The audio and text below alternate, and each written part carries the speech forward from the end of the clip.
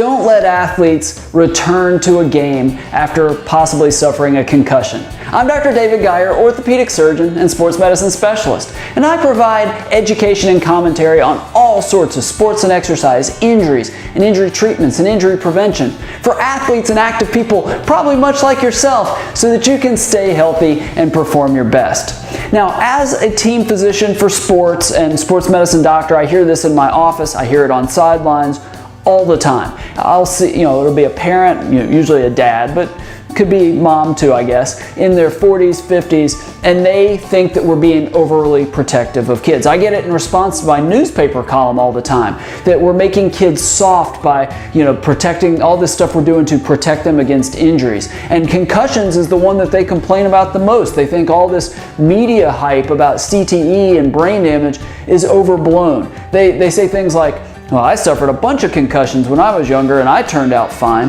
And it's not just football. I mean, it's all sports. And we've got to understand these are very, very serious injuries. We've got to get that mentality out of sports. And, I think that I could talk about, I could go for an hour in this video talking about, I could write a book on evaluation of concussions on the sidelines. We could talk about treatment. We could talk about the signs and symptoms of concussions. So much we could talk about gets beyond what I want to talk about here.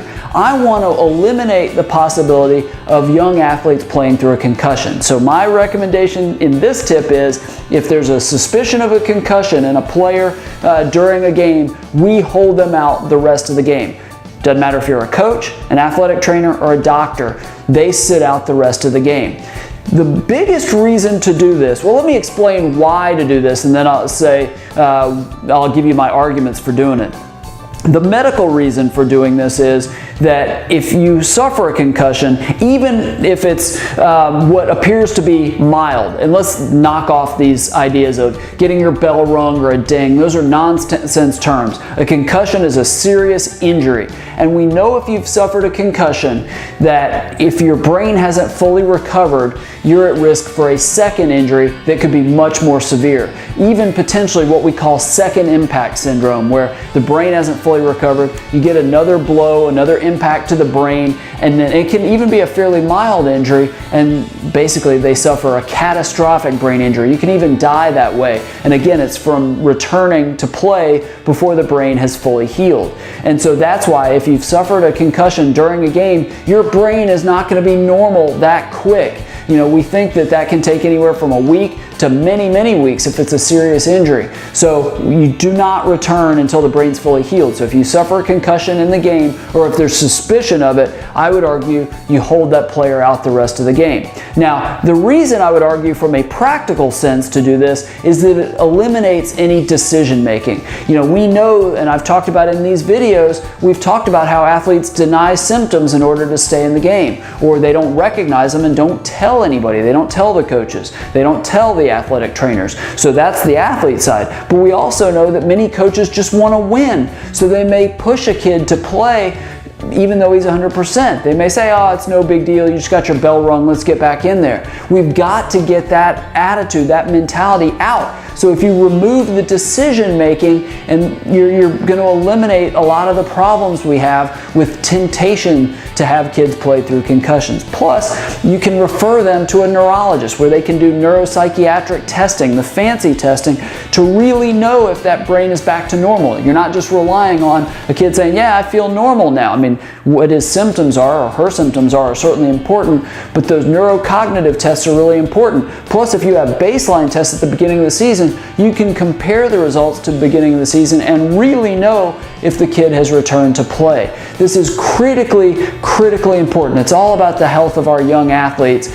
We need to basically do a better job of recognizing concussions and then treating them. And so basically eliminating any temptation to have a kid play through a concussion is definitely good for the athletes. Now, what do you think? Why do you think we hear so many stories about pro athletes, even high school athletes, that deny symptoms in order to play, or coaches or parents that say this is all way overblown and it's not a big deal? I'd love to hear your thoughts. So below this video, leave your comments, your ideas on why this is a big deal and what we can do to get the word out. And speaking of getting the word out, please share this video. If you've got friends whose kids play football or other contact or collision sports, please share this video. It's an important message and I want to make a difference for as many people as possible, so send them a link to this video as well. If you like videos like this and you want more information on sports and exercise injuries and injury prevention and injury treatments,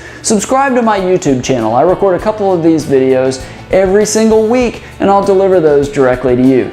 And it's not just videos, I write articles on ways to stay healthy and perform your best. And I record audio podcasts and other content on injury prevention and treatment. And I share those completely for free with people on my email list. So go to my website, drdavidgeyer.com. There's a link below this video. Click on it at the very top of the page, enter your name, enter your email address, and I'll send that content directly to you. Thank you so much for watching. Again, please share this video with your friends if they've got kids that play contact or collision sports. We've got to get more of the word out about concussions. Thank you for watching, and I look forward to sharing another injury prevention tip with you right here next time.